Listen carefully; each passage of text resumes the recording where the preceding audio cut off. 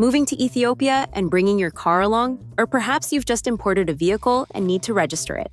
In today's video, we'll walk you through the vehicle registration process in Ethiopia, including the necessary documents, taxes, and essential driving tips. Let's dive in. Once the import procedure is cleared, registering your vehicle in Ethiopia is straightforward.